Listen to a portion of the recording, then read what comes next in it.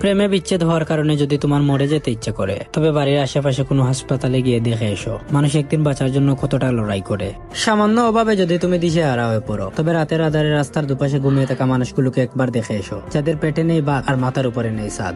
যদি তুমি কালো হওয়ার কারণে নিজের মুখ লুকিয়ে বেড়াও অন্যদের কাছ থেকে, তবে অ্যাসিডে জ্বলছে যাওয়া মানুষগুলোর দিকে তাকাও, যারা নিজের সেই জ্বলছানো চেহারা নিয়েও সমাজে ঘুরে বেড়াচ্ছে অবলীলায়। মেয়ে না হয়ে ছেলে হলে ভালো হতো, কিংবা ছেলে না হয়ে মেয়ে হলে ভালো হতো। যদি এরকম মনে হয়, তবে আমাদের সমাজের তৃতীয় লিঙ্গের, যাদেরকে প্রচলিত ভাষায় হিজড়া বলে, তাদের দিকে তাকাও, যারা নিজেদের পরিবার থেকে বিতাড়িত হয়েও জীবন চালিয়ে যাচ্ছে সমাজের সাথে তাল মিলিয়ে।